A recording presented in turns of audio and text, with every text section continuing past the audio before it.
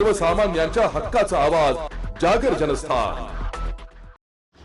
धुळे महानगरपालिका निवडणूक निर्विघ्न आणि शांततेत पार पाडण्यासाठी पोलीस प्रशासनाने अत्यंत कठोर पावले उचललेली आहे। पोलीस अधीक्षक श्रीकांत दिवरे यांनी भारतीय नागरिक सुरक्षा संहितेच्या कलम 163(2) अन्वये शहरातील 18 सराईत गुन्हेगारांना मतमोजणी प्रक्रिया पूर्ण होईपर्यंत महापालिका हद्दीत प्रवेशबंदी केली आहे। निवडणुकीच्या काळात कायदा व सुव्यवस्था अबाधित राहण्यासाठी आणि उपद्रवी तत्वांना वेगळीच लगाम घालण्यासाठी ही प्रतिबंधात्मक कारवाई करण्यात आली आहे। विशेष म्हणजे या आदेशात संबंधित व्यक्तींचा मतदानाचा घटनात्मक हक्क जपण्यात आला असून 15 जानेवारी रोजी केवळ सकाळी 7 ते 9 या मर्यादित वेळेतच त्यांना मतदानासाठी शहरात येण्याची मुभा देण्यात आली आहे।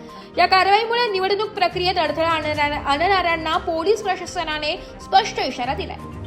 जागर जनस्थानसाठी प्रतिनिधी रूपक बिरारी, धुळे। महानगरपालिका निवडणुका शांततेत पार पाडण्यासाठी धुळे पोलिसांनी 18 गुन्हेगारांवर मतमोजणी दिनांकापर्यंत त्यांना महानगरपालिका हद्दीमध्ये प्रवेशबंदी केलेली आहे।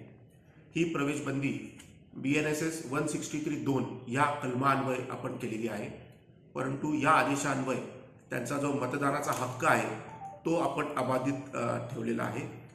15 तारखेला सकाळी 7 ते 9 या वाजेपर्यंत खालील 18 आरोपी गुन्हेगार जे आहेत ते आपला मतदानाचा हक्क बजावू शकतील।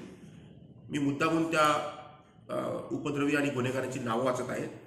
हशीम मलिक अब्दुल रहमान, जावेद उर्फ मोहम्मद शेख नकट्या, अहाद अबीद हुसैन अंसारी, अरबाज शेख साजिद अंसारी, रेहान खान फरीद खान, वसीम वड्या सलीम, सोहेल आरिफ शाह, शाकिर रमजान शाह, बिलाल सुब्राती शाह, जाहिद नाट्या हुसैन सुल्तान, फिरोज चिवडा उर्फ नासिर खान, नरेश गवळी, आकाश पांथर, रोहित सानप, ऋषभ उर्फ किरण शिरसाट, अक्षय जोशी, नितीन पाटील आणि विशाल उर्फ विक्की उमेश पाटील हे या 18 जणांची नावं आहेत।